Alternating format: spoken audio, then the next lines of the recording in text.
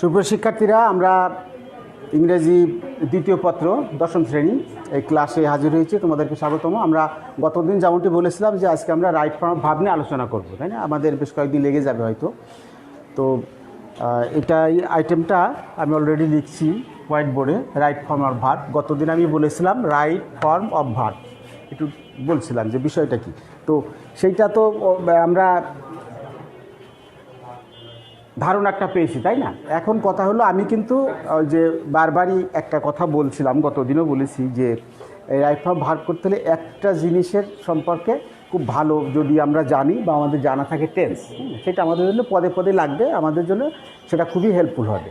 তো এই বিষয়গুলো আমরা নিচের শ্রেণীতেও আলোচনা করেছি, এই বিষয়টা রাইট ফর্ম ভার্ব নিয়ে। তো সেই ধারাবাহিকতায় আমরা এগুলো আবার, যেহেতু প্রতি ক্লাসেই এই সিলেবাসটা রিপিট হয়, তো আমাদেরকে রিপিট করতে হবে এবং নতুন কিছু অ্যাড হয়। আসলে সিলেবাসটা যখন করা হয় তখন তো শ্রেণী উপযোগী করা হয়, তাই না? প্রত্যেকটা সিলেবাস কিন্তু একটা আমাদের ক্লাস স্ট্যান্ডার্ড করা আছে, ক্লাস স্ট্যান্ডার্ড অনুযায়ী সেটা করা হয়। তো এই শ্রেণীতে আমরা এই শ্রেণী উপযোগী এরকম করব। কিন্তু আমরা যখন আলোচনা করব আমরা এই জিনিসটা মাথায় রাখবো, যে কোনো জিনিস, শুধু ইংরেজি বলে না বা ইংরেজি সেকেন্ড পার্ট বলে না, আমরা সহজ থেকে কঠিনের দিকে যাব। তাইলে আমাদের কি হবে, জিনিসটা বুঝতে সহজ হবে। আবার বিশেষ করে গ্রামেটিক্যাল এই সমস্ত যে রুলসগুলো আমরা বলছি, এগুলোর ক্ষেত্রে হয় কি যে একটা রুলস আমি বললাম যে একটা রুলস রয়েছে, বেশ কত রুলস এক জায়গায় আছে, এমন আছে আমি দুইটা রুল পার করে আসছি, তৃতীয় যেটা আছে সেইটা আবার কি দেখা যাচ্ছে 1 নম্বর রিলেটেড, অর্থাৎ 1 নম্বরের বিষয়টা যদি আমার জানা থাকে, 3টা আমার জন্য সহজ হয়ে যায়। এরকম হয় না? অর্থাৎ গণিতের সূত্রের মতো আর কি, যে একটা জিনিস সলভ করে আসলাম, পরে দেখা গেল কি ওইটা আর সলভ করার কথা বলা হচ্ছে না, ওইটা যেহেতু আমি অলরেডি রিয়েলাইজেশন হয়ে গেছে আমার, তো আমরা আবার কি সেইটাকে ওইখান থেকে আবার শুরু করি, মানে যেটা হয়ে গেছে ওইটা আর করবো না। তো যাই হোক, আমরা খুব বহুল কি বলবো ব্যবহৃত এবং প্রচলিত একটা নিয়ম আছে টেন্সের।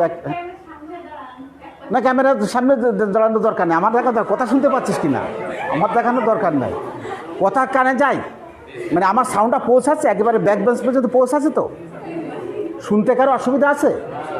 দেখছে না, সমস্যা নাই, হ্যাঁ, ওইটা দেখানোর জন্য, শোনার জন্যে, ঠিক আছে? তো যাই হোক, আমরা প্রথমেই কি বলে ওই টেন্স পড়তে গিয়ে সেই মনে আছে তো, থার্ড পারসন সিঙ্গুলার নাম্বার হলে এস বাই এস যোগ হয়, মুখস্থ করতে করতে একেবারে ত্রাহি মধুসূদন অবস্থা, হ্যাঁ। তারপরেও কি হয়, মজার ব্যাপার হয়, তারপরে এটা ভুল হয়ে যায়। তো আমরা এই যে ছোটোখাটো বিষয়গুলো দিয়ে শুরু করব। বিষয়টা কি আমাদের মনে আছে অনেকের, দুইটা জিনিস, একটা সাবজেক্ট, একটা হচ্ছে পার্সন, আর একটা হচ্ছে টেন্স। আমরা যদি ধরি তাহলে দুইটা জিনিস, প্রথমে সাবজেক্টের আবার দুইটা বিষয় আছে, একটা হচ্ছে সেটা যদি থার্ড পারসন হয় আর নাম্বারটা যদি সিঙ্গুলার হয়, আর সাথে সাথে টেন্সটা কি হয়, প্রেজেন্ট সিম্পল, প্রেজেন্ট ইনডিফিনিট যেটা বলি আমরা। এইরকম শর্ত যদি কোনো সেন্টেন্সে ফুলফিল হয়, এই কন্ডিশনগুলো যদি কোনো সেন্টেন্সে থাকে, তাহলে ওই সেন্টেন্সের ভার্বে কি হয়, আমি একটু শুনতে যাচ্ছি কিন্তু, ভার্বের সাথে, তার মানে আমি আরেকবার বলবো যে সাবজেক্ট যদি থার্ড পারসন হয় এবং নাম্বারটা সিঙ্গুলার, তার মানে আমি আরও বলি যে সাবজেক্ট থার্ড পারসন এবং সিঙ্গুলার নাম্বার, আর টেন্সটা যদি ওই বাক্যের টেন্সটা যদি প্রেজেন্ট সিম্পল, প্রেজেন্ট সিম্পল বললে কি বুঝতে, প্রেজেন্ট ইনডিফিনিট বলি আমরা, তো হয়, তাইলে ভার্বের রূপটা কি হয়ে যায়, আমরা কি ডিসিশন নিই যে ভার্বের সাথে এস বাই এস যোগ হয়। শর্ত কিন্তু এই 3টা শর্তের যে কোনো একটা যদি অনুপস্থিত থাকে, তাহলে কিন্তু এই নিয়মটা আর প্রযোজ্য হবে না, এটা অ্যাপ্লিকেবল হবে না। তাহলে শর্তগুলো আমরা কি জানি, এই তো, এই যে বসে থেকে থেকে মানে জং ধরিয়ে গেছি, খুব সিম্পল একটা জিনিস। সাবজেক্ট হচ্ছে কি, সাবজেক্ট থার্ড পারসন, না থার্ড পারসন একটা, আর একই সাথে ওই সাবজেক্টের আরেকটা বিষয় মাথায় রাখতে হবে কি, সিঙ্গুলার নাম্বার, না সিঙ্গুলার নাম্বার, ঠিক আছে। আর আমাদের আরেকটা বিষয় কি আছে, টেন্স, সেটা কি প্রেজেন্ট সিম্পল, প্রেজেন্ট ইনডিফিনিটও বলতে পারি, সমস্যা নেই, সিম্পল প্রেজেন্টও বলে, যেভাবে হলে বুঝতে পারলেন বিষয়টা। এরকম যদি কোনো সেন্টেন্সে এই শর্তগুলো থাকে বা এইগুলোর উপস্থিতি দেখা যায়, তাহলে ওই সেন্টেন্সের যে ভার্ব, মূল যে ভার্বটা আছে সেই ভার্বের সাথে আমরা যোগ করি কি ই অথবা ইয়েস। বিষয়টা ক্লিয়ার, খুব সাধারণ জিনিস, কিন্তু আমরা কিন্তু এগুলো নিচের ক্লাসেও পড়ে এসেছি বার কয়েক, একবার না। তারপরে এখন আর আমরা বলতে পারছি না, যাক সেইটা মানে বলতে পারছি না, ওই নিয়ে কোনো কথা নেই, মন্তব্য নেই। এখন থেকে আমরা বলবো এবং এখন থেকে আর ভুল হবে না, এই জন্য সবাইকে একটা আগাম ধন্যবাদও দিয়ে রাখছি, ঠিক আছে? বিষয়টা তাহলে কি হলো, সাবজেক্ট থার্ড পারসন এবং সিঙ্গুলার নাম্বার।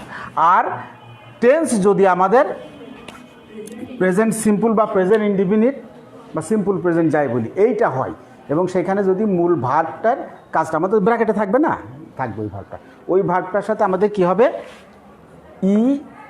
এস বা বলছিস না, আমি তো ই লিখে বসে আছি না, তোরাও খেয়াল করিস এস বা ইয়েস যোগ হবে।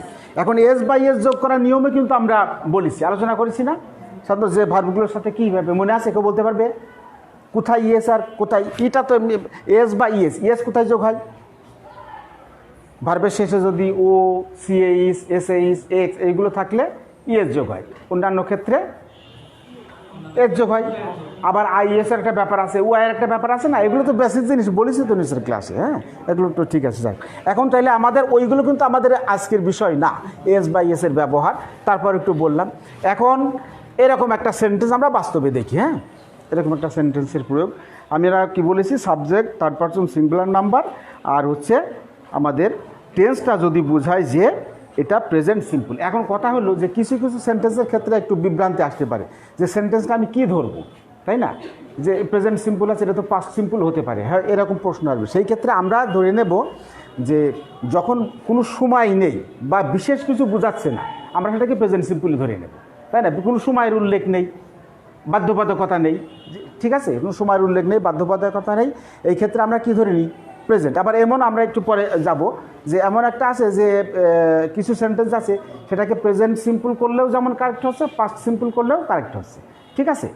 আর যদি পাস্ট নির্দেশক স্পষ্ট কিছু শব্দ থাকে সেটা তো আলাদা কথা, অনেক সময় থাকে না, এটা দেখা যাচ্ছে প্রেজেন্ট করলেও হচ্ছে, পাস্ট করলেও হচ্ছে, কিন্তু আমি বিবেচনা করব কোনটা, প্রেজেন্টটা বিবেচনা করব, কারণ যেহেতু স্পষ্ট চিহ্ন নাই, যখন থাকবে তখন আমি পাস্ট সিম্পলে যাব, পাস্ট ইনডিফিনিটে যাব। বুঝাতে পারলাম বিষয়টা? আমি সি ব্র্যাকেটে লিখলাম সি,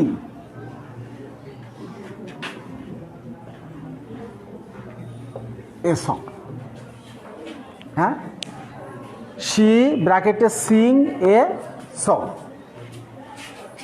এই সেন্টেন্সটাই সাবজেক্টই আছে সি থার্ড পারসন এবং সিঙ্গুলার নাম্বার, প্লুরাল নাম্বার হলে কিন্তু আর হবে না, তাই না? আর কি আছে, টেন্স টার্বেক, বিষয়টা কোন দিকে যাচ্ছে, টেন্সটা প্রেজেন্ট সিম্পল, এখন তো প্রেজেন্ট কন্টিনিউয়াস হতে পারে, হতে পারে না? She sing a song present continuous হতে পারে। এই সেন্টেন্সটা এখন কি আছে, নিয়ম অনুযায়ী হবে শি সিংস এ সং। আমি যদি বলি she is singing a song, ভুল হবে? সেটাও তো হতে পারে নাকি? কেউ যদি এইটা এরকম দেখি she is singing a song, সেটাও কিন্তু ঠিক আছে, কিন্তু বিষয়টা কি, এইখানে present she is singing a song করলে টেন্সটা কি হচ্ছে, প্রেজেন্ট কন্টিনিউয়াস, আর শি সিংস এ সং করলে প্রেজেন্ট সিম্পল ও প্রেজেন্ট ইনডিফিনিট। এখন কথা হচ্ছে আমি নেব কোনটা, আমি কি বললাম দুইটাই কারেক্ট, আমি কিন্তু ঝামেলা আছে, আমি কিন্তু ওই যে কি বলে কনফিউজ হয়ে যাবে, আমি করবো কোনটায়। আমি যেন বলি যখন নির্দিষ্ট সময়বাচক কোনো কিছু উল্লেখ নেই তখন আমি প্রেজেন্ট সিম্পলি ধরে নেব, হ্যাঁ আচ্ছা। আবার যদি এখানে আমি ধরে নিই এই শব্দটি আছে নাও, তখন আমি কি করবো, তখন কিন্তু আমি কন্টিনিউয়াস করতে বাধ্য, তাই না? কারণ কি, ওই যে বললাম নির্দিষ্ট সময়, হ্যাঁ কারণ আমাদের একটা নিয়মই আছে, ওই যে now at this moment, now at this moment, এই শব্দগুলো কোনো সেন্টেন্সে যদি থাকে তাহলে সেটাকে প্রেজেন্ট কন্টিনিউয়াস ধরে করতে হয়, ঠিক আছে? তাহলে এইরকম চিহ্ন যখন থাকবে না, স্পষ্টত এরকম চিহ্ন অতীত বা ঘটমান বা পুরাঘটিত এরকম কিছু চিহ্ন আছে, কিছু সাইন আছে, কিছু শব্দ আর কি, চিহ্ন সাইন বলতে আমি কি, এ তো গাণিতিক চিহ্ন না, ওয়ার্ডের কথা বলছি, এরকম কিছু স্পেসিফিক ওয়ার্ড আছে। এই স্পেসিফিক ওয়ার্ডগুলো যখন থাকবে তখন যা থাকলে যা হওয়া উচিত নিয়ম অনুযায়ী আমি সেটা করব, যখন থাকবে না সেই ক্ষেত্রে ইন জেনারেলি আমি যেটা বলছি, যেমন প্রেজেন্ট সিম্পল আমি এটা করব।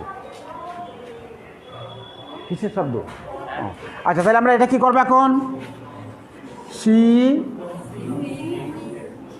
Singh a song, subject third person, হ্যাঁ আবার নাম্বারটা কি সিঙ্গুলার, ভার্বের সাথে কি যোগ হলো এস নিউমারাইজে। আমি যে বলছিলাম যে ও সিএইচ এসএইচ এইগুলো এখানে না এক্স, এর জন্য শুধু কি হলো এস যোগ হলো না, এই এসিএস যোগের নিয়মটা আমরা জানি, মনে থাকবে? হ্যাঁ মনে থাকবে না? প্রেজেন্ট সিম্পল, আমরা প্রেজেন্ট সিম্পল আর কোন কোন ক্ষেত্রে হয় সেইগুলো একটু আলোচনা করি, ঠিক আছে? এরকম তাহলে প্রেজেন্ট সিম্পল আমরা যদি আমাদের এরকম আসে বা আমাদের প্রশ্নপত্রে আসে বা আমরা যদি এরকম যখন যে আমাদের যে গুলো দিয়ে আসে এক্সারসাইজ, এগুলো সলভ করার সময় মাথায় রাখবো যে যদি টেন্সটা প্রেজেন্ট ইনডিফিনিট হয়, সরি আগে হলো সাবজেক্টটা থার্ড পারসন এবং সিঙ্গুলার নাম্বার হয়, আর টেন্সটা প্রেজেন্ট ইনডিফিনিট টেন্স হয় বা প্রেজেন্ট সিম্পল হয়, তাহলে আমরা ভার্বের সাথে এস বাই এস যোগ করে দেবো, ঠিক আছে? এখন আরও কিছু কিছু ক্ষেত্রে আমরা প্রেজেন্ট সিম্পল করতে বাধ্য বা নিয়ম অনুযায়ী সেটা সিদ্ধ। সেইটা কি? চিরসত্য নাম শুনেছি না? বাক্যের বিভিন্ন ধরন আছে, কিছু বাক্য আছে। ইউনিভার্সাল ট্রুথ নাম শুনেছি না? হ্যাঁ বহু শুনেছি। তারপরে কি আছে? হ্যাবিচুয়াল ফ্যাক্ট, অভ্যাসগত সত্য। আর কি আছে আরেকটা? এনিবডি? সায়েন্টিফিক্যালি ট্রুথ, বৈজ্ঞানিক সত্য বলে একটা জিনিস আছে না, যে সত্যটা বিজ্ঞান দ্বারা প্রমাণিত, সেটা তো বৈজ্ঞানিক সত্য, সেটা এক ধরনের সত্য, তাই না? পার্থক্য নাই ওরকম, যা হোক সূক্ষ্ম ব্যাপার। এরকম যদি বোঝায় কোনো সেন্টেন্স যেটা দেওয়া আছে আমরা পড়ে বা দেখে যদি আমাদের উপলব্ধিটা এরকম হয় যে এই বাক্যটার ভিতরে যেটা যে বক্তব্যটা সেটা একটা চিরসত্য জাতীয় বক্তব্য, অর্থাৎ কি চিরকাল প্রযোজ্য, চিরকালব্যাপী প্রযোজ্য একটা অর্থ এটা প্রকাশ করছে, অথবা এটা দ্বারা কি অভ্যাসগত কোনো সত্য প্রকাশ, অভ্যাসগত সত্য বুঝি তো, অভ্যাসের মাধ্যমে যেটা আমার কি বলে মিশে গেছে, মানে অভ্যাসের বাইরে মানে যাওয়া যায় না। কারণ আমি প্রতিদিন ঘুম থেকে উঠে ব্রাশ করি, প্রতিদিন শব্দটা বাদই দিলাম, আমি ব্রাশ করি, ঘুম থেকে উঠে ব্রাশ করি, তার মানে কি গতকাল করছি, আজকেও করেছি, আবার বেঁচে থাকলে আগামীকালও করবো। ওই যে ব্রাশ করার কথা বলেছি, জিদ্দের দাঁতারাম করছি, মানে বোঝা যাচ্ছে যে ব্রাশ করে নাই, দেখছে ময়লারা ঘনত্বটা কত হয়েছে, ব্রাশ করবি নিয়মিত। হ্যাঁ আচ্ছা যাই হোক, তাহলে এই তিনটা জিনিস ইউনিভার্সাল ট্রুথ চিরসত্য, বাক্যটা পড়ে বুঝলাম যে এটা এমন কিছু অর্থ বোঝাচ্ছে যেটা চিরকাল ব্যাপী প্রযোজ্য, চিরকাল সত্য, এর ব্যত্যয় ঘটে না। যেমন মানুষ মরণশীল, আছে কেউ সারা জীবন বেঁচে থাকবে না, পৃথিবী সূর্যের চারিদিকে ঘোরে, এটা চিরসত্য। আবার কি এই প্রমাণটা কে দিয়েছে? বিজ্ঞান দিয়েছে। এই অর্থে আবার কি, এই অর্থে আবার কি ওই যে সায়েন্টিফিক্যাল ট্রুথ, এটা সূর্য পৃথিবীর চারিদিকে ঘোরে, সূর্য পূর্ব দিকে ওঠে, এটাও কি চিরসত্য। উত্তর দক্ষিণ বা পশ্চিমে কেউ ওখানে উঠতে দেখে নাই, উঠবেও না, কিয়ামতের আগে নাকি উঠবে। হ্যাঁ যাক, সে তো সেই পর্যন্ত বেঁচে থাকলে দেখার সুযোগ হবে আমাদের। এরকম এই জাতীয় বাক্যগুলো আমাদের কি টেন্স হবে? Present simple. এবং প্রেজেন্ট সিম্পল যখন হবে তখন এই যে একটু আগে যে নিয়মটা আমরা বললাম না, যা এইটা কিন্তু কাজে লাগবে। কীভাবে দেখ, আমি সেরকম একটা উদাহরণ খুব, এবং এই উদাহরণগুলো আমি এই চলেন এই কি কথা বলছি কেন, কথা শোনা যায়? আমার কথা শোনা যাচ্ছে তো? শোনা গেলে দয়া করে চুপ থাক, সমস্যা নাই। আর শোনা না গেলে একটু সাউন্ড দিবি, হাতে চোখের কথা বলছে আমার শুনতে সমস্যা হচ্ছে, আমি একটু লাউডলি বলবো। আর দীর্ঘদিন কথা বলার অভ্যাস নাই, আমি নিজেও করোনা রুগী, এখন রুগী নাই কিন্তু ওভারকাম করেছি আল্লাহর রহমতে, কিন্তু আমার তো ওর একটা ইফেক্ট তো আছে নাকি। এই একটু কথা কথা বলতে গেলে একটু হাফদম লাগা, আমরা যেটা বলি আমাদের আঞ্চলিক ভাষায়, একটু সমস্যা তো থাকে। এই জন্যে শুনতে না পারলে একটু দয়া করে হাত উঁচু করবি, ঠিক আছে? যে আমি শুনতে পাচ্ছি না বা আমি এটা বুঝতে পারলাম না, আমি রিপিট করবো, চেষ্টা করবো। হ্যাঁ আমি যে কথা বলছিলাম, উদাহরণগুলো ব্যবহার করার চেষ্টা করব আমি, যেগুলো আমরা পড়েছি, বহুল পরিচালিত। মানে জানা জিনিসটাই যদি আমি চর্চা করি না, আমার ওইটা বদ্ধমূল হয়ে যায়, তাই না? জানা জিনিস দিয়ে অজানা জিনিস দিতে গেলে বা নতুন একটা জিনিস সামনে আসলে সেটা গ্রহণ বর্জনের একটা ব্যাপার থাকে, রিয়েলাইজেশনের ব্যাপার থাকে তাৎক্ষণিক, ক্লাসে তো সময় কম। এই জন্য আমরা ওই রকম উদাহরণে যাব যে উদাহরণগুলো বারবার পড়েছি করেছি, এইটা চর্চা করে বাদ বাকিগুলো করবো। আমি ওই কি বলে পৃথিবী ঘোরাঘুরি ব্যাপারটা এটা করি, দ্য আর্থ, ব্র্যাকেটে কি লিখবো ভাবটা বলতো? Round the sun. কি হবে? The earth move round the sun, bracket move. আচ্ছা, অর্থটা কোন দিকে যাচ্ছে? সেন্টেন্সটা কারেক্ট যায় ভাব, অর্থ তো এরকম, পৃথিবীর চারিদিকে অর্থ তো এই দিকেই যাচ্ছে তো নাকি? বাক্যটা কী ধরনের? চিরসত্য বা সায়েন্সিফিক, কী বলে সায়েন্স এটাকে প্রমাণ করেছে। কেউ যদি বলে স্যার এটা তো বিজ্ঞানের আগে তো কেউ জানে নাই, এটা সায়েন্টিফিক্যালি ট্রুথ, আলহামদুলিল্লাহ, সমস্যা নাই, সেটাই হলো।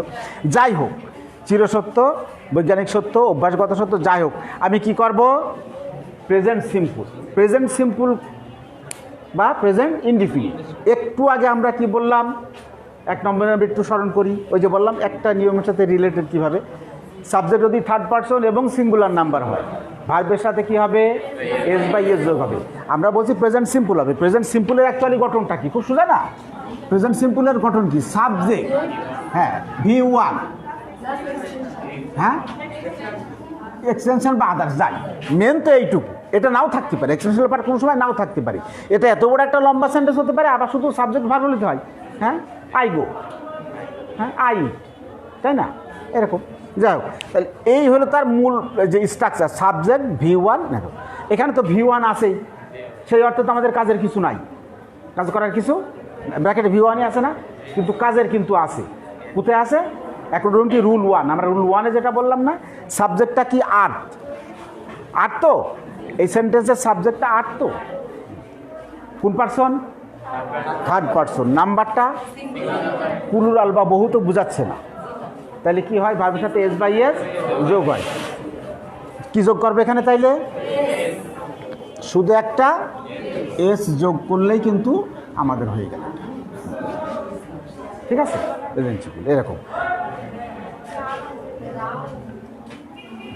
কি বলছে, দ্য আর্ট মুভস রাউন্ড, আর মুছে গেছে, সমস্যা নেই, আমরা পড়িস তো, রাউন্ড দ্য সান, এই বিষয়টা আমরা আর কিছু বলার দরকার নেই, আছে, the sun rise in the east, একই বিষয় না? 1 নম্বর নিয়মটা কিন্তু এই যে 2 নম্বর নিয়েও কেটে গেল, তাই না, লেগে গেল। এই যে বললাম, এই জন্য একটা জিনিস আর একটা জিনিসে লেগে যাবে। আচ্ছা, এইরকম আর একটা ওই যে আমাদের আছে, এটা গেল মূল ভার্বের ব্যবহার বা যোগে। আবার কিন্তু অনেক সময় ওই যে হয় সাথে এসবেজের কথা বলেছি না, মূল ভার্ব না থাকলে তো প্রেজেন্ট ইনডিফিনিট হতে পারে, প্রেজেন্ট হতে পারে না। প্রেজেন্ট সিম্পলের আর একটাই, সাইলেন্ট প্লিজ, বলছি প্রেজেন্ট সিম্পলের আর একটা বিষয় আছে না, এম, ইজ, আর থাকলেও তো প্রেজেন্ট সিম্পল হয়, কিন্তু শর্ত আছে। সেই ক্ষেত্রে কি, বাক্যে অন্য কোনো ভার্ব থাকবে না, কোনো রূপে ভার্বের কোনো রূপ কোনোভাবে সেন্টেন্সে যখন না থাকবে এবং শুধুমাত্র এম, ইজ, আর এইগুলো থাকবে, বি ভার্ব বলি। এটা আবার বি ভার্ব বলি, এই ভার্বটা আবার লিঙ্কিং ভার্ব বলি, মানে কি এক এক সময় এক এক কাজ করে, এটা তাই না, কাজ অনুযায়ী বিভিন্ন নাম, সাধারণত বি দেওয়া থাকে, ম্যান, বি, মোর্টাল। আচ্ছা, বি বাদ দিয়ে দিলাম, আগে ম্যান, মোর্টাল, মরণশীল, তাই তো, ঠিক আছে, এটা কি চিরসত্য, তাই না, মানুষ মরবেই, যে কেউ মরবে, করোনায় মরুক আর বুড়ো হয়েই মরুক, অ্যাক্সিডেন্টে মরুক, মরবেই। যাই হোক, কেউ না মরুক আমরা সে আশা করি। নেটওয়ার্ক আসছে, হ্যাঁ, ওই বললাম সমস্যা নেই, তোদের নেটের দিকে তাকানোর দরকার নেই, ও আসবে যাবে, সমস্যা নেই। এখন বি, ঠিক আছে, আমরা কি ব্যবহার করব, ইজ ব্যবহার করবো, ইজটা, তাই না, ওই বিষয়টা কিন্তু একরকম। ওই ইজটা কোথায় ব্যবহার করি আমরা, থার্ড পার্সন এবং, হ্যাঁ, ওটা যদি সিঙ্গুলার নাম্বার হয়, তাই না, থার্ড পার্সন প্লুরাল নাম্বারে কী ব্যবহার করি, আর ব্যবহার করি, তাই না। আচ্ছা, আর হচ্ছে এমটা মাত্র এক জায়গায়, হ্যাঁ, ফার্স্ট পার্সনে সিঙ্গুলার নাম্বারে, আবার ফার্স্ট পার্সন প্লুরাল নাম্বারে কী ব্যবহার করি, আর ব্যবহার করি, ক্লিয়ার না। এরকমও থাকতে পারে, মানে বাক্যটা চিরসত্য হলেই আমি এইভাবে কাজেই এরকমও কিন্তু হতে পারে যে একেবারে মূল ভার্বের সাথে এবিএস যোগ, এখানে তো মূল ভার্বের বিষয় নাই, বি ভার্ব বা আমরা এই ভার্বগুলোকে আবার বিভিন্ন নামে ডেকে থাকি, ঠিক আছে। এই গেল মোটামুটি। আর একটা বিষয় আমরা প্রায় দেখি যে একটা সেন্টেন্স অ্যাসার্টিভ, ওর ওইদিকে জিজ্ঞাসা ছিল, থাকে না এরকম। আচ্ছা, আমি আগে নিয়মটা বলার আগে এরকম দেখি,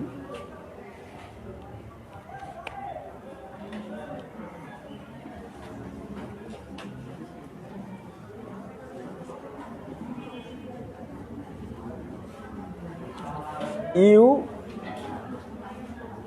গো টু ঢাকা, এরকম সেন্টেন্স আমরা দেখেছি না, এরকম থাকে, মানে কি রাইট ভার্ব ব্যবহার করার ক্ষেত্রে এমনিতে থাকে না, মানে আমরা যেহেতু আমাদের আলোচনা সূচি এই বিষয়টা এই জন্য বলছি, এরকম থাকে। আবার এরকম থাকে,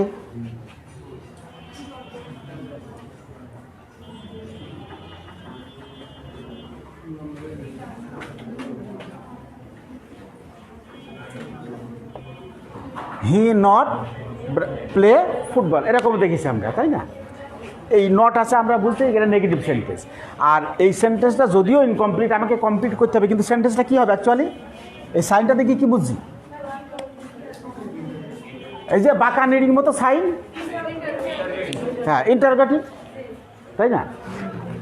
এই সমস্ত ক্ষেত্রে দেখা যায়, আমি শুধুমাত্র এই যে রাইট ভার্ব ভার্বের ক্ষেত্রে বলছি, এরকম আছে ইউ ব্র্যাকেটে গো টু ঢাকা একটা নোট অফ ইন্টারোগেশন। আবার হি নট প্লে ফুটবল, এমনিতেই এই জিনিসগুলো হাস্যকর মতো মনে হয় না? এটা দেখলে কী ব্যাপার, ইউ গো টু ঢাকা, আবার জিজ্ঞাসা করা হলো কিরাম হলো, সেন্টেন্সটা শুরু হয়েছে সাবজেক্ট দিয়ে, আবার ওদিকে ও কেন? আবার এখানে নট, এই হি নট প্লে, নেগেটিভ তো যখন কয় নট তো এমনিতেই ব্যাপার হয় না, তার আগে তো একটা ভার্বটার কিছু লাগে, তাই না? হ্যাঁ এরকম এই সমস্ত ক্ষেত্রে কি হয়, এইখানে একটা জিনিস নেই, এই সেন্টেন্সেও নেই এই সেন্টেন্সেও নেই, কী বলতো সেটা অক্সিলারি ভার্ব নেই, অক্সিলারি ভার্ব নেই। তাহলে দুটো সেন্টেন্সের একটা কমন বৈশিষ্ট্য আছে, সেটা কি অক্সিলারি ভার্ব নাই। হ্যাঁ আমরা তাই বললাম কি অক্সিলারি ভার্ব বিহীন, ক্লিয়ার? অক্সিলারি ভার্ব বিহীন, এরকম অক্সিলারি ভার্ব বিহীন সেন্টেন্সকে এটা কি ইন্টারোগেটিভ, এটা কি নেগেটিভ। নেগেটিভ অথবা ইন্টারোগেটিভ যখন আমরা করব, অর্থাৎ আমাদের যদি ওই দিকে ডিরেকশনটা ওই দিকে যায়, যে সেন্টেন্সটা দেখে আমরা বুঝি হয় এটাকে ইন্টারোগেটিভ করতে হবে অথবা নেগেটিভ করতে হবে, সেই ক্ষেত্রে আমরা অক্সিলারি ভার্ব হিসেবে কী ব্যবহার করি জানা আছে আমাদের না? কী ব্যবহার করি বলতো? ডু,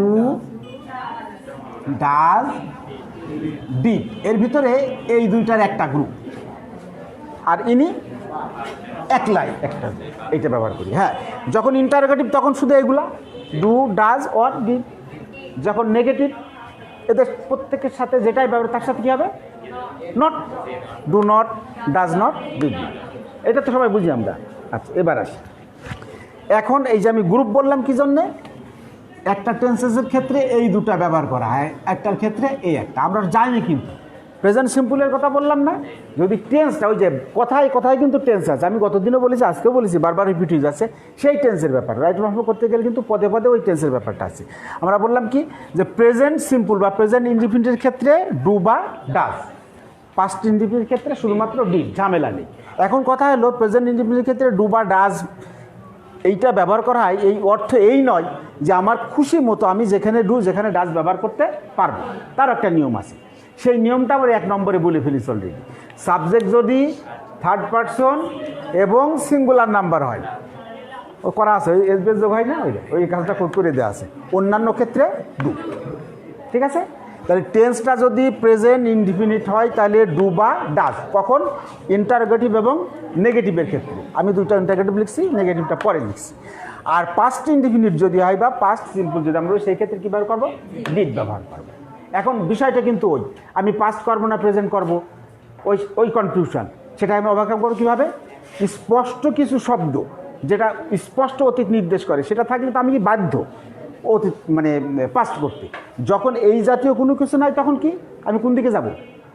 প্রেজেন্ট সিম্পল বলে আগে 1 নম্বরে বললাম না, যেটা যখন কোনো কিছু নাই সেটা প্রেজেন্ট সিম্পল হচ্ছে, অন্য করলে আমি সাধারণত অন্যদিকে যাব না, আমি প্রেজেন্ট সিম্পলে যাব। এখন সাবজেক্ট থার্ড পারসন এবং সিঙ্গুলার নাম্বার হলে ডাজ ব্যবহার করবো, আর অন্যান্য ক্ষেত্রে do. You go to Dhaka, এইবার সেন্টেন্সটা ইন্টারোগেটিভ, টেন্সটা কি হবে?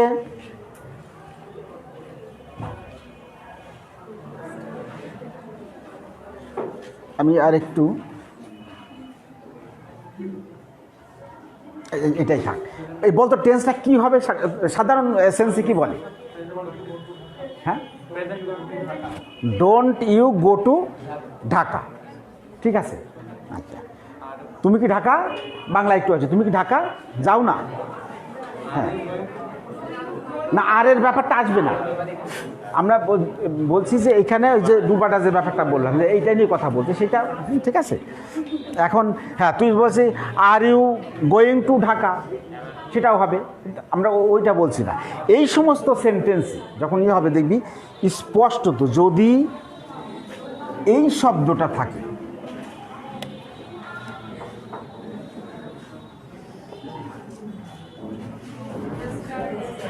এখন আমি কি করব? সরি, এখন আমার কি আমি আর ডু ব্যবহার করতে পারবো না? কারণটা কি? ইয়েস্টারডে শব্দটা স্পষ্টত একটা পাস্ট শব্দ। আমি কতদিন পর বলছিলাম ইয়েস্টারডে, এগো, বিফোর, লং সিন্স। হ্যাঁ এই শব্দগুলো যদি কোনো সেন্টেন্সে থাকে তাহলে ভার্বের পাস্ট ফর্ম ব্যবহার হবে, মানে কি পাস্ট সিম্পল। আর পাস্ট ফর্ম ব্যবহার কোথায়? শুধু একটা জায়গায়, পাস্ট ইনডিফিনিট বা পাস্ট সিম্পল। তাহলে এটা করে এখন ওই পাস্ট ইনডিফিনিট বা পাস্ট সিম্পলের আমরা কি করব, সেন্টেন্সটা ইন্টারোগেটিভ, ব্যবহার হবে কি ডিড।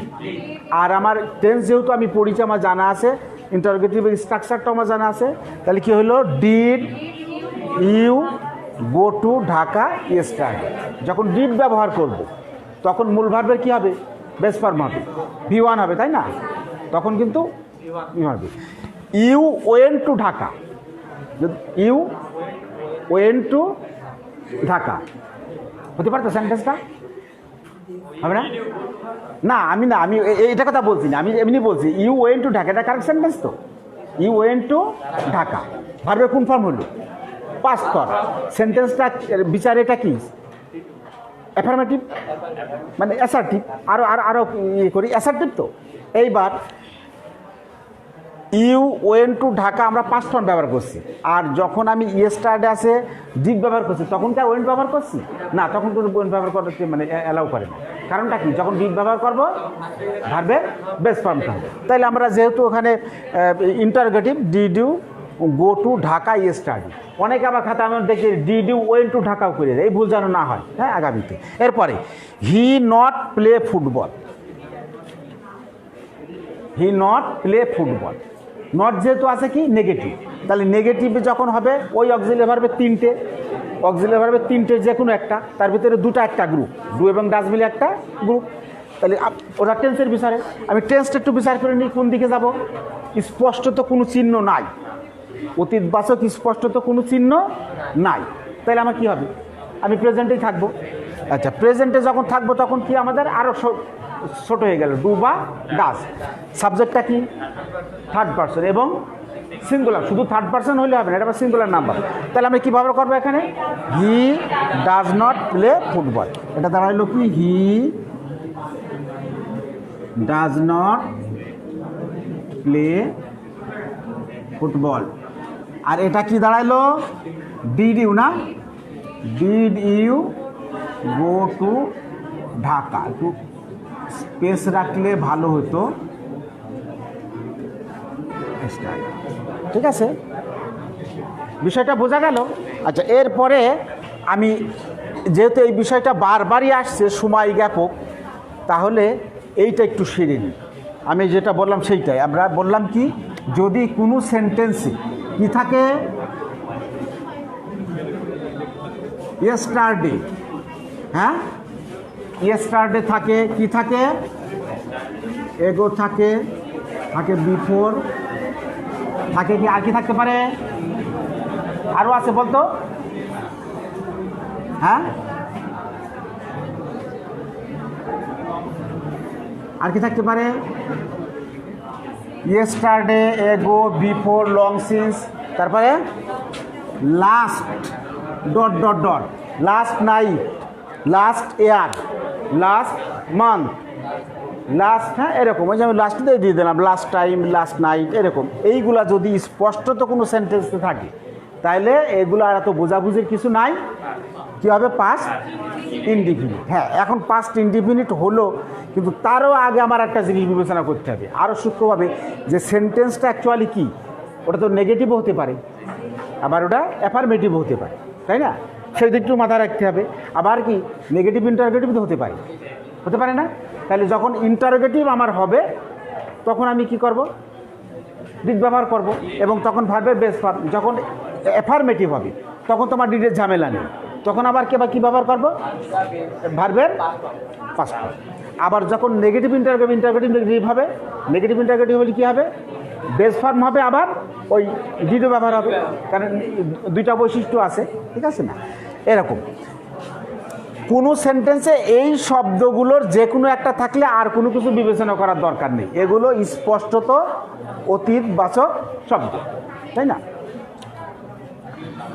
আই গো টু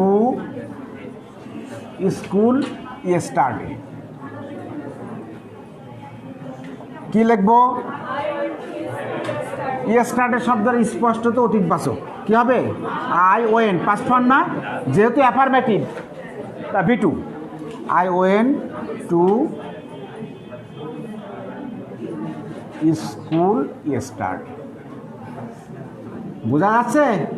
কষ্ট করে পড়তে হবে হাতে লেখা, এই কী বলে না, হাতে লেখা যে অবস্থা আমার গেল। আচ্ছা, এখন আমি বললাম যে এটা যদি অ্যাফার্মেটিভ হয়, হ্যাঁ, নেগেটিভ হলে এর আগের উদাহরণেই চলে আসছে, ঘটনাক্রমে আগে আগে চলে আসছে না। এখন নেগেটিভ ইন্টারোগেটিভ যদি হয়, হ্যাঁ, এরকম ইউ নট গো টু, ওই সেন্টেন্সটাই ব্যবহার করছি আমি, হ্যাঁ, you not go to school yesterday, এই যোগ করে দিলাম দুটো জিনিস। কি হচ্ছে, নট আছে, নেগেটিভ হবে, ওদিকে সাইনটা কি, নোট অফ ইন্টারোগেশন। তাহলে এখন সেন্টেন্সটা কি হবে,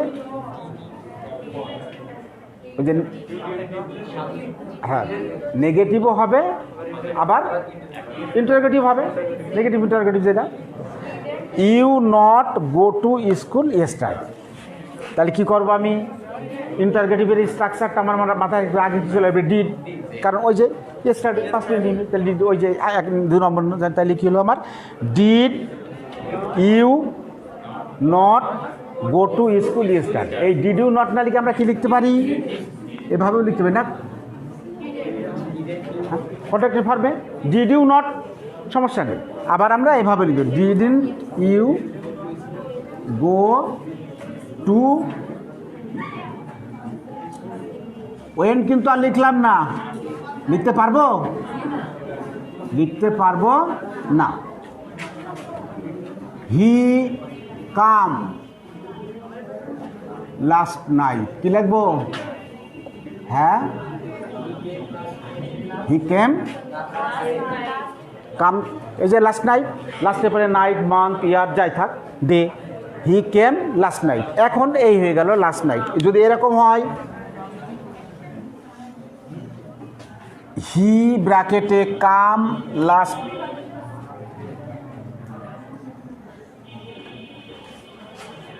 ওটা থাকলে, অর্থাৎ শেষে কি থাকলে, নোট অফ ইন্টারোগেশন। এখন কি করব, হ্যাঁ, did he come last night, clear না? এইখানে যদি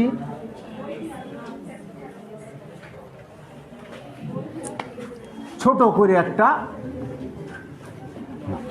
সব রকমই শিখি, হ্যাঁ, একটু ধীরে ধীরে যাই, যাতে মানে একবার শিখলে আর জিনিসগুলো না হারায় মন থেকে। হি নট ব্র্যাকেটে come last night, did he not come last night, অথবা ডিড ইনটা আমরা লিখতে পারি। বোঝা গেল এই জিনিসটা? অনেক ক্লাস হয়ে গেল নাকি? এরপরে ক্লাস আছে। আর আমাদের তো ওই যে নেটবিহীন অনেক সময় ছিলাম, এখন কি এটা কাজ করে? তাহলে আজকে এই পর্যন্তই, হ্যাঁ, বাড়ি গিয়ে একটু যেগুলো বললাম এইগুলো একটু দেখবি, আর পারলে এর বাইরে যদি আমি গতদিন বলেছি করলে সুবিধা হবে। আর অনেকেই মাস্ক টাস্ক পরে আসে না দেখি, হ্যাঁ, যারা মাস্ক পরে আসে নাই তারা অবশ্যই কাল থেকে মাস্ক পরে আসবে, হ্যাঁ, মাস্কটা কিন্তু খুব আমাদের সুরক্ষার জন্য খুবই জরুরি, হ্যাঁ, এইটা যেন ভুল না হয়। মাস্কটা পরে আসবি, সবাই সাবধানে থাকবি, ভালো থাকবি, হ্যাঁ, সবাইকে ভালো থাকতে হবে। তো ঠিক আছে, ধন্যবাদ। আগামী ক্লাসে ইনশাল্লাহ আবার দেখাবে। সে পর্যন্ত সবাই ভালো থাকি, সুস্থ থাকি, আল্লাহ হাফেজ।